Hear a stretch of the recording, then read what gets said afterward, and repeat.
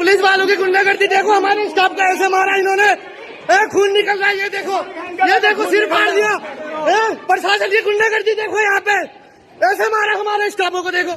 खासकर चंद्रशेखर भाई से ये कहना चाहती हूँ कि यहाँ भारी संख्या में लोग बैठे हैं, उम्मीद लगा के बैठे हैं कि आप आएंगे, उनका समर्थन करेंगे, उनका सपोर्ट करेंगे। का ऐसा नहीं है कि सिर्फ आप बहुजनों की आवाज, सिर्फ बहुजन की ही आवाज बने। यहाँ बहुत लोग उम्मीद लगाए बैठे हैं कि चंद्रशेखर भाई आएंगे, वो हमारी मदद करेंगे। ग्रेटर नोएडा के राजकीय आयुर्वेद संस्थान के अंदर अभी फिलहाल के लिए कर्मचारियों का धरना चल रहा है और उन्हीं के पीछे ये महिला कर्मचारी है, वो धरने के बीच नगीना सांसद चंद्रशेखर आजाद से वीडियो बनाकर न्याय की गुहार लगाती हुई नजर आ रही है। उन्होंने साफ तरीके से कहा कि क्या आप केवल दलितों की ही मदद करेंगे, अन्य सर्व समाज की मदद नहीं करेंगे? अगर आप सामाजिक कार्य कर रहे हैं तो आपको सभी की मदद है वो करनी चाहिए। उन्होंने साफ तरीके से कहा कि ग्रेटर नोएडा के राजकीय आयुर्वेद संस्थान में कर्मचारी है वो धरने पर बैठे हुए हैं। यहाँ पर लगातार प्रशासन के द्वारा और पूरी तरीके से जो अस्पताल संस्थान है उनके द्वारा एक तरीके से दबाव बनाया जा रहा है कि इस धरने को है वो खत्म कर दिया जाए। जब हमारे ऊपर लाठी चार्ज करके यहाँ से हमें उठाया जाएगा, उपद्रव होगा, क्या तब आप यहाँ पर पहुंचेंगे?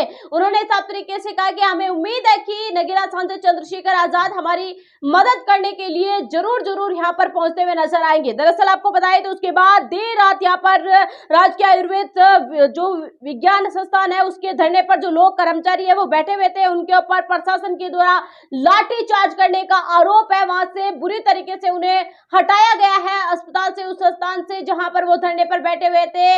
और साफ तरीके से आप हमारे साथ वो देखते हुए नजर आ रहे हैं। उसके बाद प्रशासन और दोनों के बीच भी काफी ज्यादा तनातनी है वो होती हुई नजर आई है। इस घटनाक्रम को लेकर नगीना सांसद चंद्रशेखर आजाद ने भी अपने सोशल मीडिया अकाउंट से ट्वीट किया है। उन्होंने कहा कि जनपद गौतम बुद्ध नगर के GIMS अस्पताल में कार्यरत लगभग 450 आउटसोर्स कर्मचारी, जिनमें doctor, nurse, nursing staff, ward boy, सफाई कर्मी, अन्य स्वास्थ्य कर्मी शामिल है, पिछले 10 दिनों से अपने रोजगार की सुरक्षा, सेवाओं के सम्मानजनक समायोजन और दीर्घकालीन अनुभव को उचित मान्यता दिए जाने की मांग को लेकर धरने पर बैठे हैं। इनमें से अनेक कर्मचारी पिछले 10 से 13 वर्षों से संस्थान की सेवा कर रहे हैं तथा कोविड महामारी के दौरान अपनी जान जोखिम में डालकर मरीजों की सेवा और स्वास्थ्य को संभालने में महत्वपूर्ण भूमिका निभा चुके हैं। ऐसे कर्मचारियों को धमकाए जाने की जो खबरें सामने निकल कर आ रही है वो बेहद ही शर्मनाक है। साथ ही उन्होंने मुख्यमंत्री योगी आदित्यनाथ से भी मदद की है कि इन कर्मचारियों को परमानेंट किया जाए और इनका